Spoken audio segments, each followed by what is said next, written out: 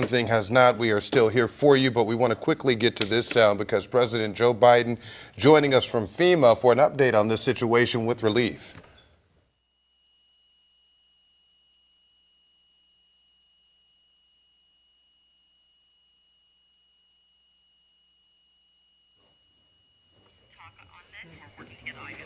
Approaches, response, and recovery work with the full expanse of our resources and our capabilities.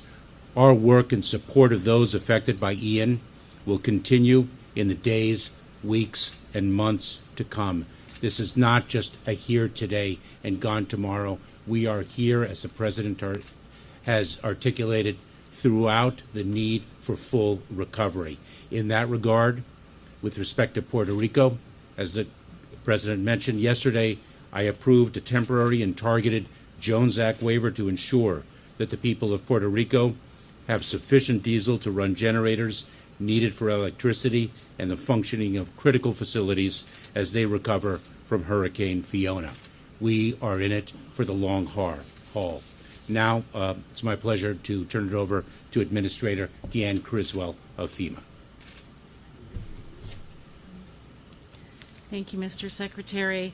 I would first like to, again, begin by thanking the President for being here in FEMA's National Response Coordination Center. This is the heartbeat of what we do right here. This is where we bring the federal family together. These are some amazing public servants. I'd also like to thank the President for signing the CREW Act earlier this morning. Mr. President, behind us here are dedicated public servants from across the federal family. Behind us are the dedicated public servants who have been working tirelessly, day in and day out, to get help to those who need us most. These are the dedicated public servants who have put the needs of others before their own, and these are the public servants that we count on to respond to America's worst day. This is what the full force of the federal family looks like right here behind me. I'd like to recognize every single person here, as well as those on the ground in Florida and those supporting from our Region 4 office in Atlanta, for the extraordinary efforts that they have put forth during this historic emergency response. So we have been brought together here in a moment when millions of Floridians are navigating the aftermath of what is going to be one of the most catastrophic events they've experienced. My heart aches for those people who have been in the path of Hurricane Ian, for the lives that have been forever changed by this storm, and for the communities that will simply never be the same.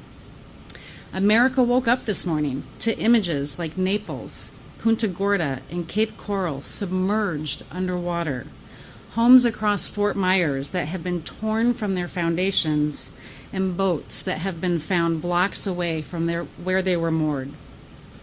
But Hurricane Ian is still a very life-threatening storm.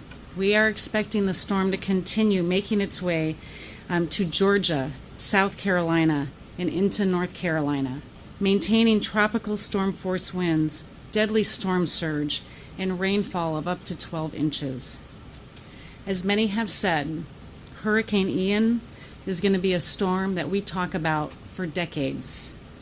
But from the moment Hurricane Ian became a threat, we already had the right teams in place who were ready to answer the call of those that need us most. To the heroic first responders and search and rescue teams that have been running towards danger to save lives, to the brave medical teams providing compassionate and life-saving care, to the local, state, and federal emergency managers working side by side to tackle challenge after challenge, to our meteorological partners who have been providing us with critical weather data hour after hour, and to the voluntary partners providing food and shelter to those who have just lost everything. I thank you, all of you. We thank you, and our nation thanks you. Now, we know that the next few days are going to be difficult.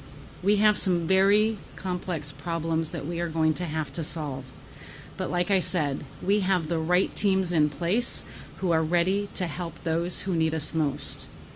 And as I shared with the President just moments ago, search and rescue missions are already taking place across the impacted areas by land, air, and sea.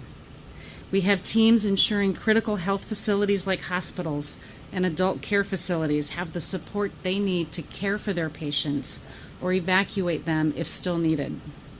We have power restoration teams making their way into devastated communities that help bring communities back online.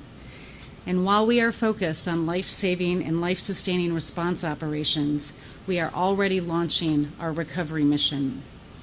An interagency recovery group is already planning for the long-term recovery needs, such as housing, debris removal, and critical infrastructure repair, as we know this is going to be a complex recovery.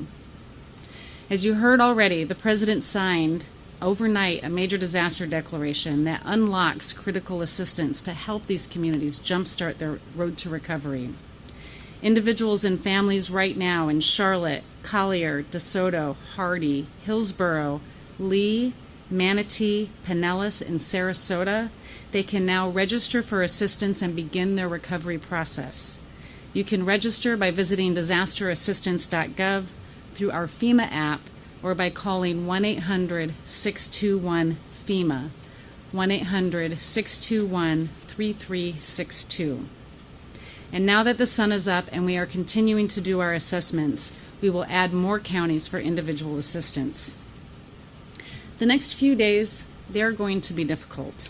We have some very complex problems to solve.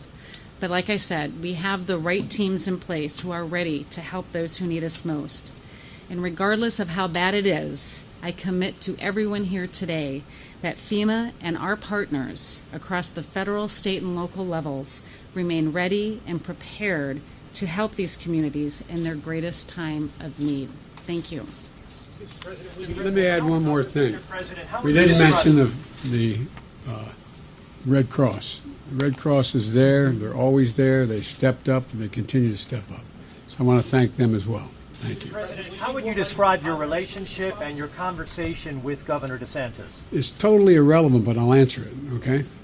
In fact, very fine. He complimented me. He thanked me for the immediate response we had. He told me how much he appreciated it, said he was extremely happy with what was going on. This is not about whether anything having to do with our disagreements politically. This is about saving people's lives, homes, and businesses. That's what this is about. And so I've talked to him 4 or 5 times already. And it's not a matter of my disagreements with him on other items. Do you hold Russia responsible for the rupture of the Nord Stream pipeline?